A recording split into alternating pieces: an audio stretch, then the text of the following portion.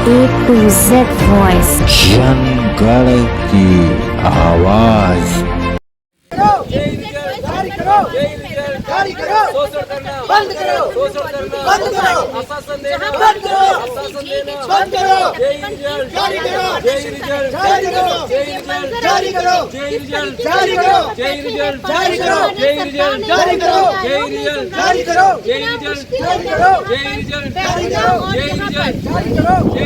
जारी करो, जारी करो, जारी करो, जारी करो, जारी करो,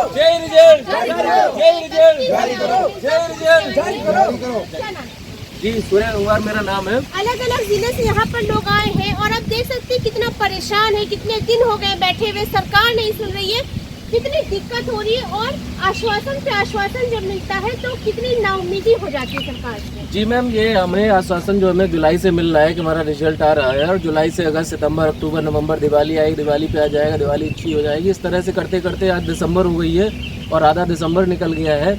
आयोग अपनी मनमानी, ऐसा लग रहा है कि आयोग अपनी मनमानी कर रहा है, क्योंकि सरकार तो जो है काफ़ी पुलिंदे बांध रही है, बैनर लगा रही है कि हमने 5 लाख रोजगार दे दिए हैं।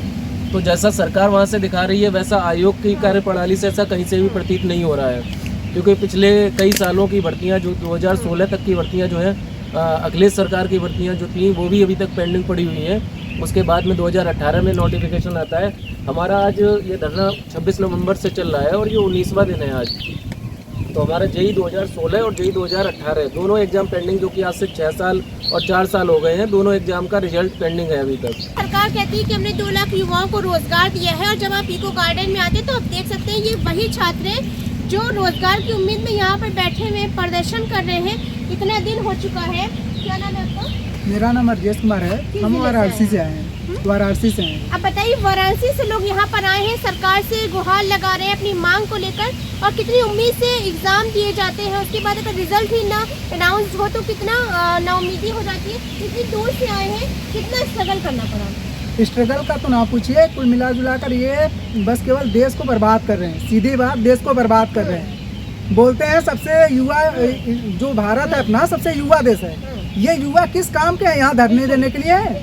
हमारे बहुत सारे प्रोजेक्ट हैं, बोलते हैं कि इंडिया मतलब जो भारत है, नहीं जो भारत है वो मतलब आगे नहीं बढ़ रहा है। कैसे बढ़ेगा आगे? मेनली हम एग्रीकल्चर के छात्र हैं। यदि इंडिया की बात करें तो वर्ल्ड में सबसे ज़्यादा मतलब सबसे उपजाऊ भूमि है, लेकिन प्रोडक्शन के मामले में जीरो है। क्यों जीरो है?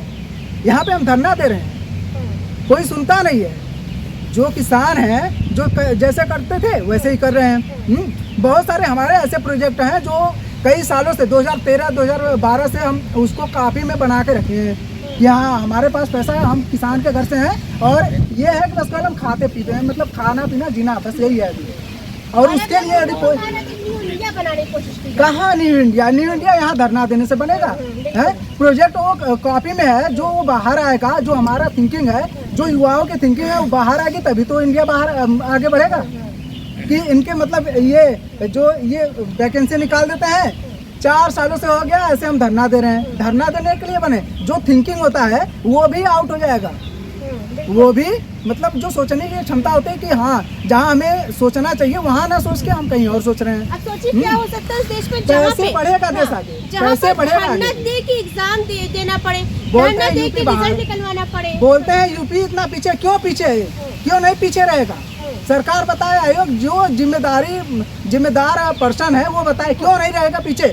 यूपी पीछे या फिर गांव पीछे या फिर इंडिया पीछे क्यों नहीं रहेगा? रीजन बताइए क्यों नहीं रहेगा? जब ये सब करेंगे तो ऐसे ही आगे बढ़ेगा है। केवल पॉलिटिक्स से वो इंडिया आगे नहीं बढ़ेगा। जो मतलब वही बता रहे हैं, अभी आज भी फाड़ा करते हैं और अयोध्या के साइड चले जाइए, आज वर्ल्ड इतना आगे बढ़ गया कि सब काम मशीनों से हो रहा है, लेकिन आज भी धान की वो कटाई हाथ से करके ऐसे पीटते हैं।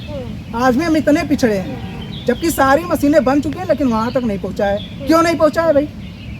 उससे अच्छी मशीनें बन सकती हैं अपने इंडिया में, लेकिन वो काफियों में। आपने या सबने सुना होगा कि इंडिया के ये इस पर्सन ने वहाँ जाकर ये डेवलप कर दिया, तो यहाँ पे क्यों नहीं? ऐसे धरने देंगे तो कहाँ से होगा? कहाँ से करनी? उस प्रतिभा को दबा के रखा जाता है, उसको निखरने का मौका नहीं दिया जाता है और जब तक जो एज होती है, एक अपना टैलेंट दिखाने की। मैंने 14 में पास आउट किया डिप्लोमा, तो मेरे पास जो टैलेंट था वो 14 के बाद से आज 22 हो रही है। इन 8 सालों में जो है वो टैलेंट धीरे धीरे ख़त्म होता जा रहा है। और एक यही इसी वजह से जो हमारा देश, हमारा यूपी जो है इतना पिछड़ा हुआ रहता है कि हम उस टैलेंट को अपना दिखा नहीं पाते हैं। इसमें बहुत सारे हमारे भाई ऐसे हैं जो सिविल से हैं। सिविल में मैंने देखा है कि पता चल रहा है कि वहाँ सड़कें धस रही, वहाँ नाला धस रहा है। वो क्या रहा, वो यही रहा है, सड़कें बन रही हैं, मजबूत नहीं बन रही हैं, लोग अगले दिन जाके हाथ से उखाड़े दे रहे हैं। उसका एक यही कारण है कि हमारा टैलेंट वो है वो धरने में बैठा हुआ है। आप आउटसोर्सिंग से 15,000 20,000 रुपये में भर्ती कर ले रहे हैं, तो 15,000 वाला 15,000 के जैसे ही काम करेगा ना। अब वो बिना टैलेंट का है तभी तो वो आउटसोर्सिंग से लगा हुआ है। बाकी टैलेंट, जिनके पास टैलेंटेड लोग हैं वो लोग एग्जाम दे के बैठे हुए हैं कि ताकि हम सरकार में जाके सरकार की सेवा कर सकें। और जब उनका रिजल्ट जारी नहीं हो रहा 6 साल से, तो वो लोग यहाँ पर धरने पे बैठे हुए हैं। और तो फिर टैलेंट तो बिल्कुल दिख नहीं रहा है। सड़कें जो भी कंडक्शन हो रहा है उसमें लूटपाट हो रही है, सब खाया पिया जा रहा है, लूटपाट हो रही है, सब खाया पिया जा रहा है, लेकिन सरकार को ये दिखाई नहीं दे रहा है। जो लोगों का कहना है कि राजनीति, जो सिर्फ राजनीति के काम हो रहे हैं, पॉलिटिक्स का काम हो रहे हैं, मेन बुनियाद जो होनी चाहिए, जो वास्तव में काम होना चाहिए हकीकत में, वो चीज़ें नहीं हो रही। किस जिले से आई हैं आप? मैं मिर्ज़ापुर ज़िले से आई हूँ। और यहाँ पे हम लोग का आज 19वां दिन है, लगातार बैठे हैं ठंड में। हम लोग को अभी तक कोई पूछने देखने नहीं आया है। हम लोग आयोग भी गए थे, वहाँ से हमको कोई मतलब होता है ना कि हम लोग बहुत संतुष्ट नहीं हुए वहाँ पे उनके जवाब से। और हम लोग सरकार के सारे काम जो है वो सिर्फ पेपर में, अखबारों में है। इतनी लाख नौकरियाँ दे दी, इतनी नौकरियों की बौछार कर दी, धरातल पे उनका कुछ भी नहीं है। उनके युवा सिर्फ धरना दे रहे हैं और लड़ाई कर रहे हैं, रोजगार के लिए कर रहे हैं। बिल्कुल, देखिए यही सब लोग जब विधानसभा पे जाने लगते हैं या जब रोड पर प्रदर्शन करते हैं, तो जो पुलिस होती है बर्बरता दिखाकर लोगों को रोकती है। सोचते हैं कि जब यहाँ बैठे हैं लोगों की मांग अगर यहाँ नहीं सुनी जा रही तो हम विधानसभा पर जाएंगे। 6 दिसंबर को भी जाने की कोशिश की थी पर पुलिस वालों ने रोक लिया। तो अगर वहाँ पर भी नहीं जाने दिया जाएगा, वहाँ पर भी मांग नहीं सुनी जाएगी, यहाँ पर भी नहीं सुनी जाएगी, तो ये छात्र आखिर कहाँ जाएंगे, जो कि सरकार से इतनी उम्मीद लगाई। क्या नाम है आपका? उज्ज्वल। जी बताइए, क्या कहना चाह रहे हैं? विधानसभा पे भी नहीं जाने दे रहे, यहाँ पर भी कोई नहीं आ रहा है, क्या कहना चाहेंगे इस पर? दरअसल हम लोग जब घर से निकल लिए हैं तो अब हिम्मत नहीं हारे हैं, ना हारेंगे। और आगे की रणनीतियाँ हमारी आगे चलती रहेंगी।